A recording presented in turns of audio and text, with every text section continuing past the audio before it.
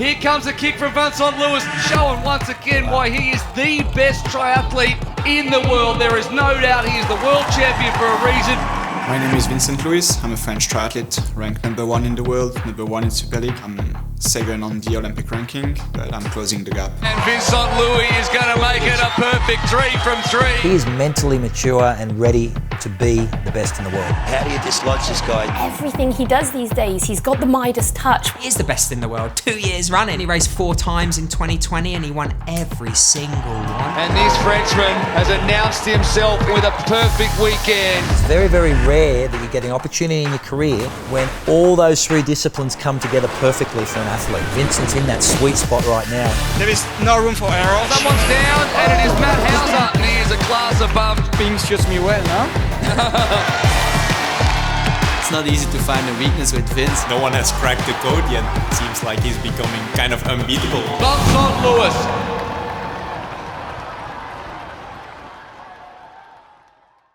To be a triathlete, it's a relatively selfish endeavour because it's almost an obsession because it requires so much physical preparation.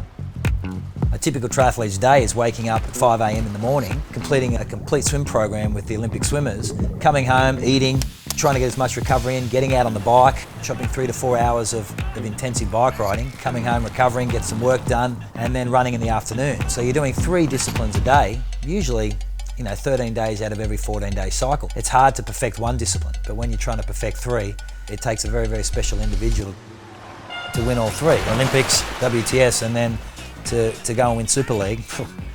It's more than hard, it's semi-impossible.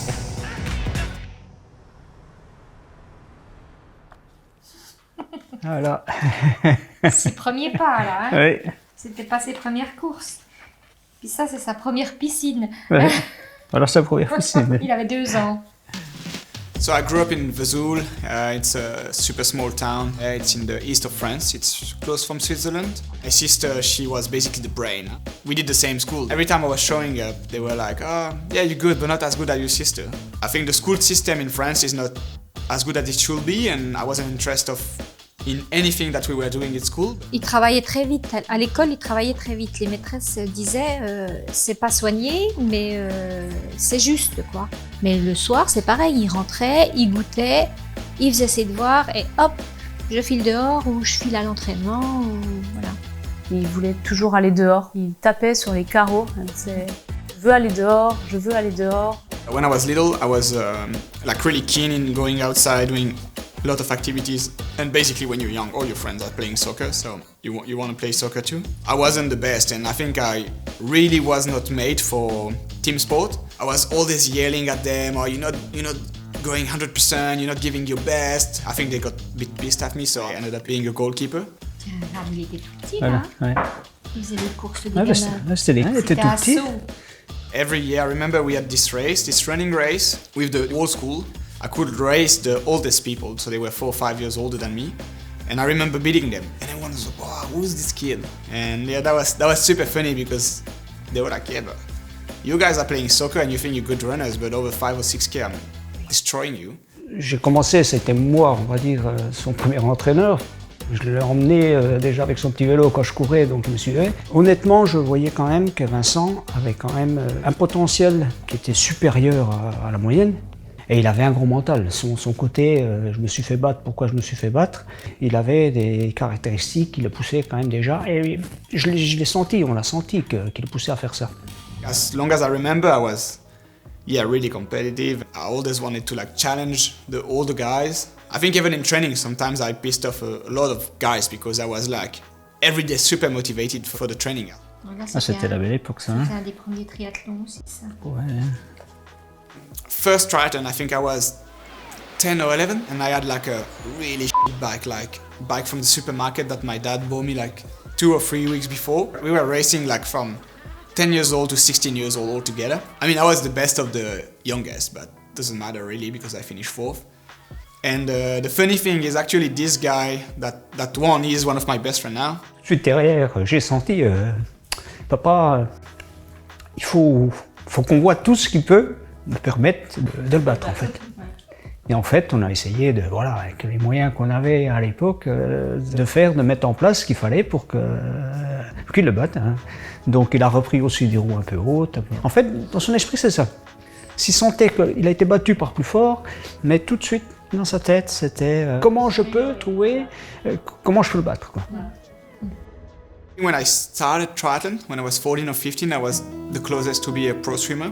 I got this call from like a swimming national training center. They said, oh, yeah, you got good results, you should come with us. And then I show up for first camp, 2 weeks. And it was basically, you swim 2 hours in the morning, you have 2 hours of gym midday, and you swim 2 hours again in the evening, and 6 days a week. But after a week, I was just like, wow, I'm not gonna do that all my life. And my parents, they called me, and I was like, please, can you come and pick me up? Basically, that was it. And they're like, oh, we just had a call from like a national training center for triathlon. And if you want to try, you can try. And I went there, and that was like 2 weeks like of such fun, and I was like, wow, this is what I want to do. I want to have some fun, but I want to work hard, but still having fun and actually talking to people. I don't want to put my head in the water for 2 hours in the morning, 2 hours in the evening, and being super selfish and all this stuff. So I think that was the switch. Doing these 2 camps, seeing the difference between the swimming mindset and the triathlon mindset, that's when I say, okay, let's go for triathlon. So 2004, I was home in Vesoul. I was rooting for the French guy, Fred Bellerbray, obviously. Back then, my real superstar was Bevan Doherty. I remember this race perfectly. Amish pulled away and won the race, and Bevan finishing second and Sven third. I remember the podium when they had like this thing on the head with the leaves and everything. I was just like, wow, this is so cool. Like, Olympics are just like complete different level, and this is what I want to do. I want to race the Olympics. This is my thing. Par contre, à 10-12 ans, il avait déjà dit, moi j'irai aux Jeux Olympiques. Ouais. Si. On avait ri parce que on s'est dit, voilà, c'est un rêve de gamin.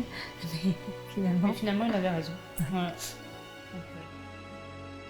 For me, I was only focused on the podium and the medals, and I think that's really where I understood and I knew that I wanted to be like an Olympic athlete.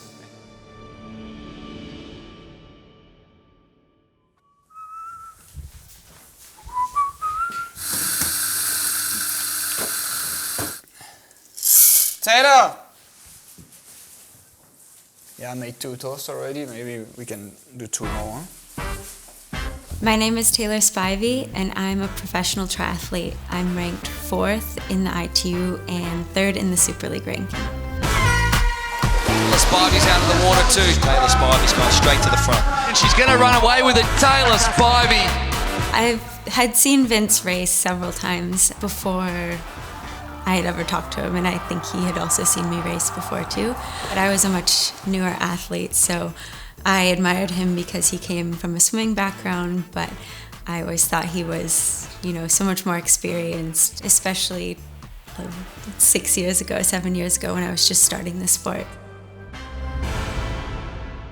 I'd always looked up to him, but I had never really met him until he started messaging me on social media. I knew that our team camp was going to overlap in Flagstaff. We were both racing the relay, so he proposed a coffee date. He said if he won, that I would owe him a coffee, and if we won, I said he would owe me 2 coffees. So we beat him, so he took me out for a date in Flagstaff, and we've been together ever since. We used to come here with Taylor for like a few camps. Joel, my coach, told me, oh, you can go wherever you want. And I told her, oh, I like Girona, it's nice, good weather, people are relaxed and they have good food, good coffee, so let's go there again. And we do that again, and we had good performances in Super League. She won the Super League in Mallorca, I won all the Super Leagues like at the end of 2018.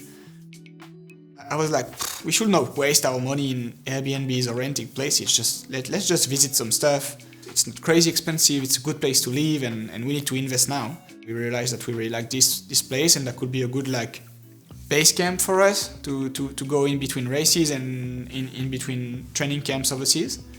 And yeah, we ended up here, slowly building our dream house and yeah, living the Girona life.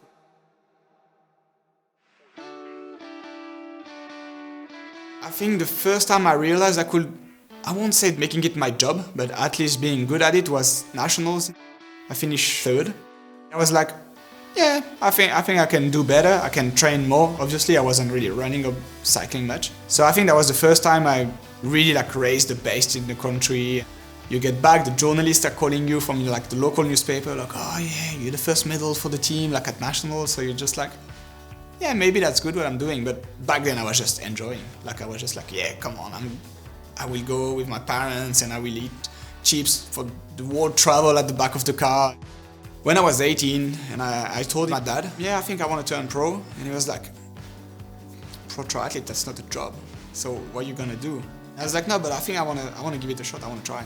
But he was, okay, listen, I got this money that I saved for your studies. If you wanna spend it somewhere else, spend it somewhere else. But that's it, there is no more. Take your chance and do it all out. So yeah, I took this money, I think I bought a car and I started renting a place.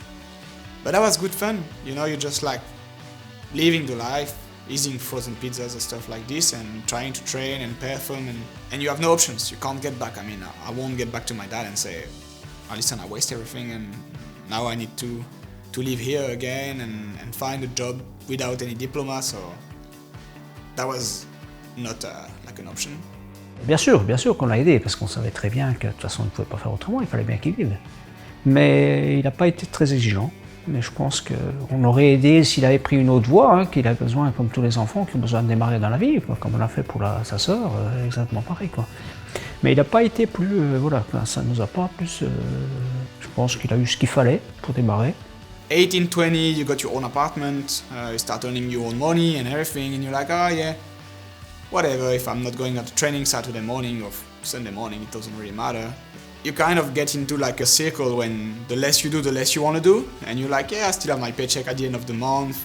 I showed up at U23 Worlds. I thought I was the king of the world. I got destroyed. I think I finished like 35th. And I remember sitting in the hotel lobby, already dressed up for party. The federation accountant sat next to me and he was like, so what's up? What did you do? And I was like, oh, I don't know, a bad day. I was like, no, ain't no bad day when you world champion. You did not work enough. And I start to be like defensive, like, oh, what do you know about triathlon? You know nothing. It's like, yeah, you're right. I don't know much. But I know that when you world champion last year and you finished 30th this year, you did something wrong for 1 year. And I think that was kind of the day that I decided like, wow, nobody can tell me I'm not training enough.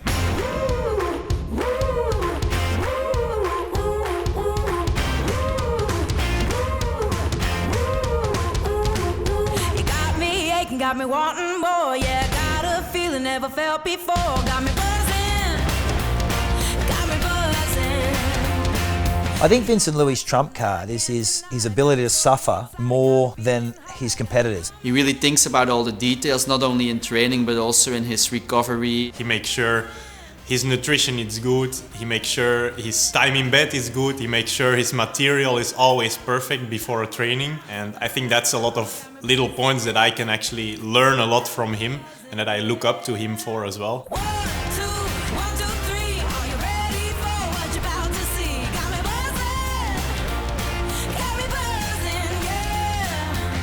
To be able to train with the best of the world in every discipline, that's incredible, and especially in this time with the corona, and we have a small but maybe one of the strongest squads in the world still. Well, it's training with the best guys in the world, and it makes all the hard work a bit easier, sharing the pain together. 2010, I really like put myself together. I found a new coach and I start like scoring good points on U23. 2011, I did my first World Series. And straight away I performed well. I finished 9th or 10th for my first one. I remember running with these big names and I was like, what's happening? Like, what the hell? I remember starting the run and I was with Tim Dunn.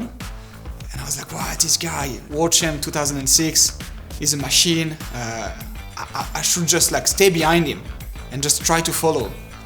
And then after 500 meters I was like, oh, it's too easy. Something's wrong, it's too easy. So I just like passed him, but for 500 meters I was like, no, you should not do that, you're going too fast, this guy is so strong. This race I beat the third French guy, the guy that was supposed to go to the Olympics the year after. And I was like, okay, maybe that was the beginner's luck. And then I raced again and again and again. I keep beating the guys and sometimes challenging the other guys like Laurent, Vidal or David Hoos. And I remember 2011 grand final in Beijing. We were like going for kind of a sprint finish from 5th to 10th. I finished 8th, I think. The performance director back then told me, he's like, if this race would have been the Olympics, you will be 8th. So have a good winter and I might give you a shot for next year.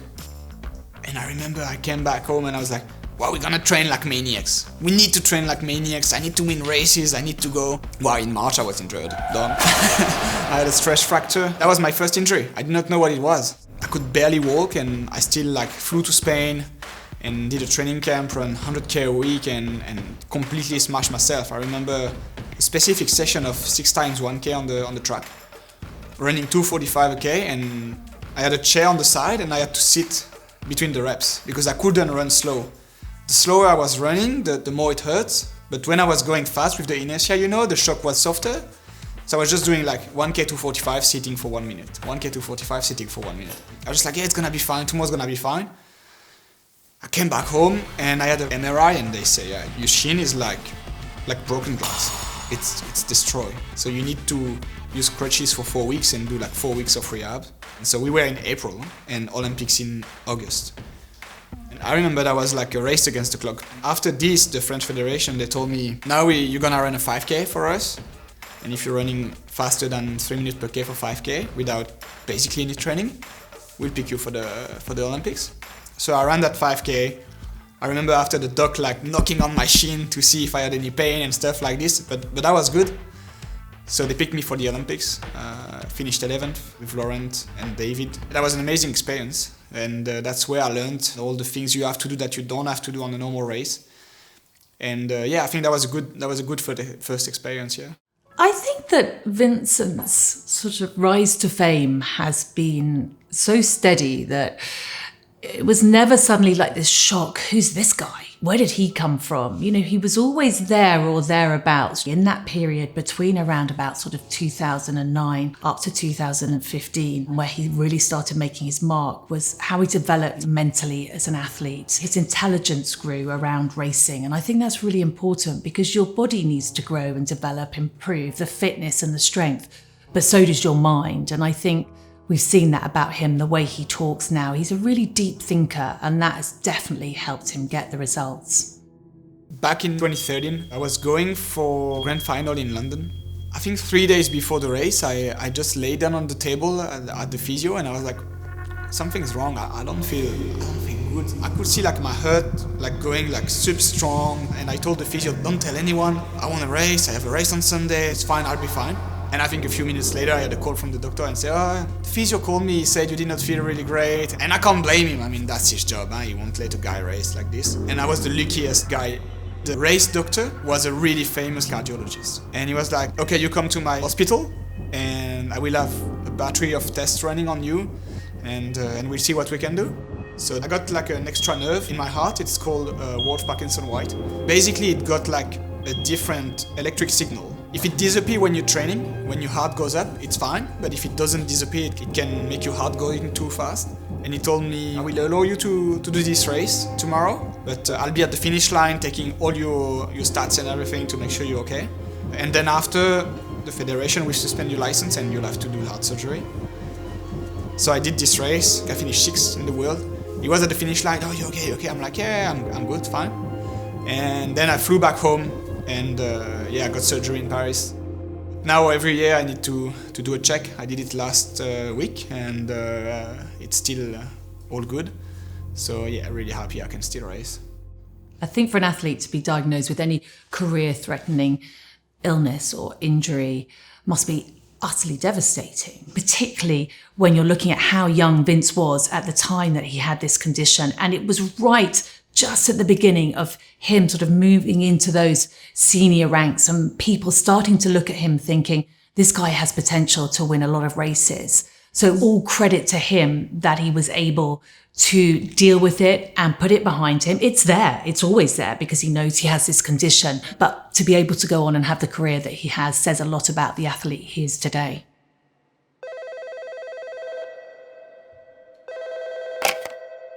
I was training in Reims, where I was living back then. And I remember in the morning getting a text. Laurent had a heart attack last night and he did not wake up, he did not make it. I was like, wow. But I don't think I realized, you know, it's hard because he was still young, I saw him a few weeks before and all this stuff, and I think it's really the day when I took the train, went down for the funerals, and I think that's really the day I realized, like, wow, it's done, we won't see him again. It was a tough period. I lost a few other people, my two grandmas, and you know, that was like kind of a blurry period. For me, he's the guy I kind of like take as an example. I would love to do what he wanted to do, like what he started.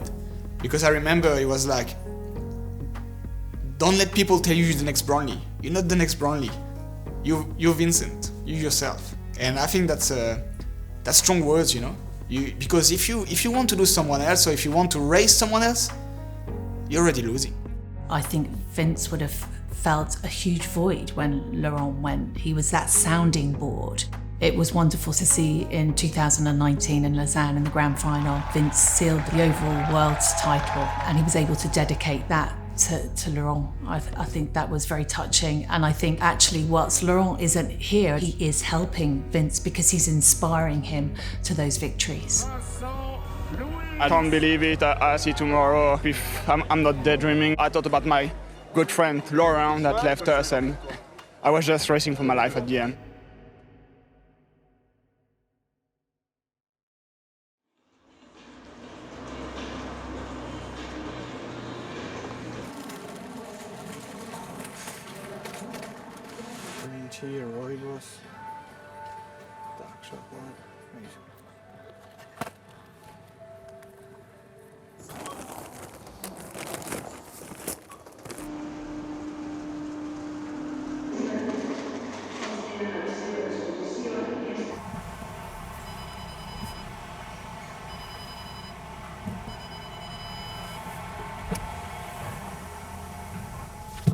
Now everyone's going deliveries, huh?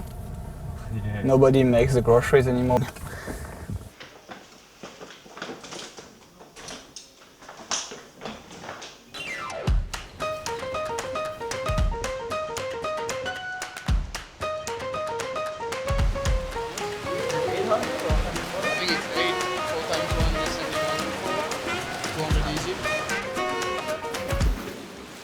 I mean, we train together all year long, so we go through the ups and the downs. And I think every time I help these guys, they're also helping me in another way. So typical week, hard hill reps, I'm not as strong as the boys, they help me. And the next day we have hard swim, and I'm trying to help them, you know, it's give and take. When you're training with them, you don't think about like, oh, I'm helping them too much. You don't think about it. If you think about it, you can leave, you're not part of the group, I don't think. In the beginning he looked a bit like a typical French guy, like always looks nice, always dressed up perfectly. And when I started to know him, it's like actually the nicest guy that there is. If like you have a flat tire, he will be the one pumping up the tire, and he's just a great guy and an inspiration, I think, for all of us in the group. So Vincent Luis, I mean, first of all, he's just such a big idol. I have a very beautiful moment together with Vincent in Carlo Vivari. We were in the first pack, working together with a few other athletes. Carlo Vivari is a race course where there's so many uphills, so many downhills. When I was changing gears in the front, I lost the gears for 1 or 2 seconds. Vincent comes behind me, pushes me so that I can get the speed to put up the shine on the gears again and to keep going. And I mean, that's such a beautiful moment. When it comes to races, it's more like, yeah, let's fight. It's the day now. We can give it all out. But I think I have respect for everyone on the start line. But I would still be more kind to the people that I'm training with. But yeah, if it comes to a sprint finish, I mean, nobody's gonna wait for anyone. Bitcoin is not going well, Martin. I always thought he was a very cool personality. I was definitely one of the guys that I really looked up to. But I have to say, he looks very flashy and very aggressive, like a very, very strong personality. But when you get to know him, he also has like a completely different side, and he's actually one of the nicest, most friendly guys that I know. And he does everything he can to help you, and yeah, I think that side even makes him even a more beautiful athlete and person. He's surrounded by some of the world's best athletes every day in his training, so I think that gives him a certain humility and it makes him appreciate the success when he has it.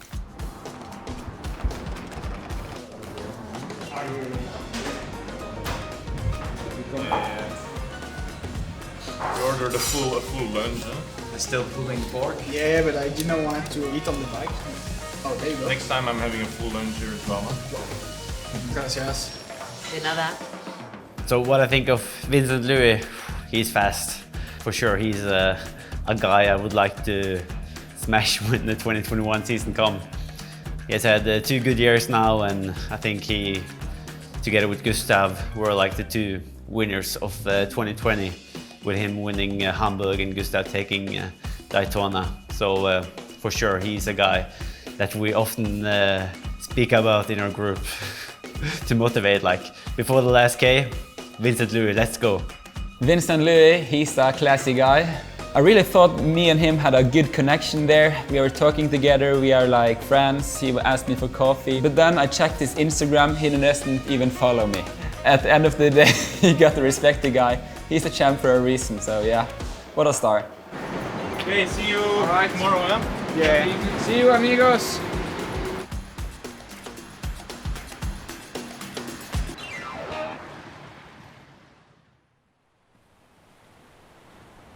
Leading to Rio Olympics, I was like, I'm gonna go for this gold medal. I had the perfect winter. Like until March, I was like super strong. I did national cross country. I finished 2nd. I was in the shape of my life.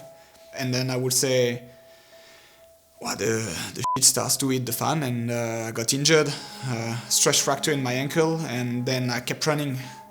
Then the 2nd ankle, and then I had to use a wheelchair. So you know, when you're training for the Olympics, it's not the best way to stay in shape. I show up at the Olympics, I was like, maybe you can do something, but that was, I don't know, I was far away from winning.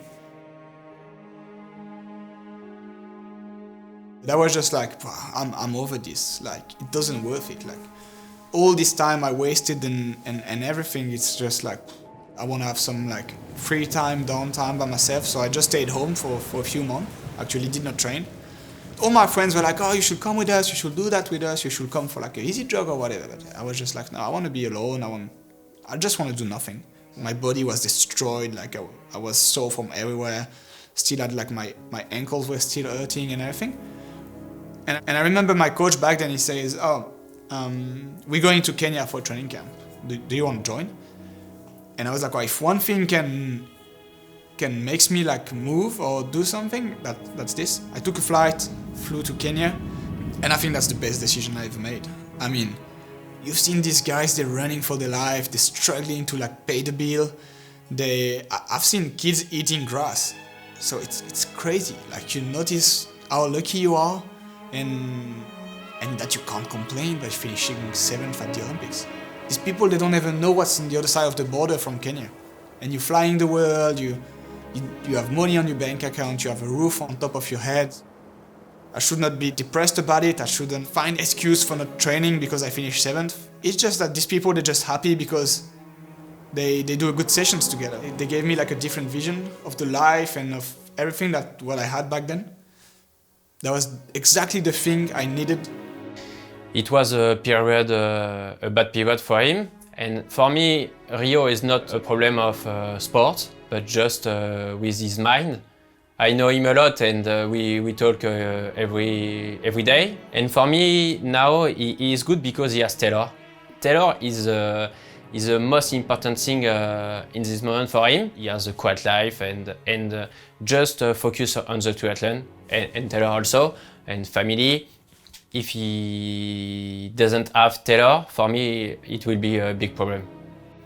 I don't think people think he's cocky. I think people just think he's confident and he's there every day to give his best. And I think a lot of people have that respect for him. He's been humbled many times, and he uses that as fuel to be the best athlete he can be. And if someone beats him, he's okay with that because they're better on the day. I think post 2016 was a huge crossroads for Vince. It could have gone two ways. This is not an easy sport, you know. You are not being thrown big checks every weekend like Formula One drivers are or footballers. It's tough. And I think it's always interesting in athletes' lives, that moment, that make or break moment. And he's certainly made it then by making the decision to carry on, to perhaps, you know, change his training environment a little bit, work out what he needed to do as an individual, both mentally and physically, to make him the athlete that he became after 2016. You know, having followed Vincent Luis' career since he was a junior and hearing about the promise and really expecting a lot from him from the Rio Olympics, and I know he went into there injured, and I know there's a lot of talk around him in not performing up to his standards where he wanted to perform going to Rio, and he sort of went off the radar a bit, and then we launched Super League, and he came into Super League like a dynamo. And our Super League champion with a perfect weekend is Vincent Luis. It was perfect racing for him. He's in the top 2 swimmers in the world of triathlon. He's in the top 2 on the bike, and he's unbeatable on the run in a kick finish, and he's able to run with anyone. So how do you beat an athlete like that? Over an Olympic distance, there's time to get away, but in Super League racing, you can't. I will make my opponents run for their money. Super League now, apart from the Olympics, is the series that everyone wants to be doing. Oh my goodness, I watched that race and I just think, how do they do it? It is so intense, it is so fast. You have to be so accurate. And he executes Super League racing unlike any other athlete that I have ever seen. And I think what Vincent realised was Super League gave him an opportunity to refine the craft, to get his skills up, which you don't get in WTS racing, to refine those skills and perfect transitions that were going to pay dividends for him coming Olympic Games. Super League has basically moved the learning curve for a lot of athletes that are now ahead of the game by doing Super League racing and now going into these Olympics as favourites for the Olympic Games.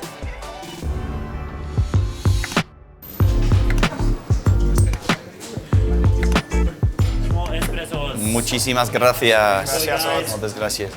I mean, the Olympics, of course, it's a special race, but it's just a race, man. Yeah. You just have to do what you do best. And half the people, they already worry too much before the start line. It's a big chance, and man, go for it, all in. Like I say, not much to tell you. I think you know experience. You've been through the Olympics, you've seen it. I think you're hungry also, because you know what it's like to go in with big expectations. And, you know? Yeah. I have this bit of feeling now that going to the Olympics, you know, 5 years ago now, was like, well, this race can be like a life changer. Yeah. Like, well, I need to win this race because my life's gonna be so much better. But now that, you know, I got these wins, I'm just like, wow, I'm already happy with what I have. That can be better, but it's not gonna it's gonna change my life, but not like crazy. So is it the same for you? Like when you go for a third win, fourth win in Hawaii, you're like, yeah, but nobody's gonna take away my first 2 or 3 wins. Yeah, it's a fine line, you know, because for me now, I mean, honestly, I have my kids, and I look at my son before the start line. This was before the second one, and I just realized, like early in the morning, like, man, he doesn't care. He does not care. He just wants to go play, and if I have a day free for him, then he's winning. Yeah. And of course, like the thing is, I don't know. I still always have the feeling that I want to prove something, mainly to myself. But it's like even for smaller races, I still get like pretty nervous. I always think pressure creates diamonds, man. Pressure is a good thing. Yeah, you just have to realize I agree. that it's a good thing. The negative pressure and the kind of like, oh, what happens if? I think this you lose because you realize, man, your life is okay. But I'm more and more thinking like, yeah, I've got the pressure, but I've got the pressure to do well. Yeah, exactly. I don't have the pressure of paying the bills with this race. You know, it's a different thing. It's a different feeling.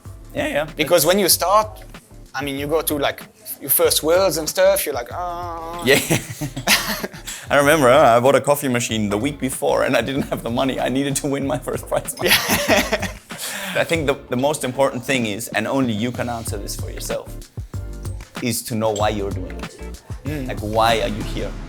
But I think you have to answer this question already before you get there. Otherwise, the process to get there is too long. Yeah. If you know why, and with the experience you have, good luck. Good luck, everybody else.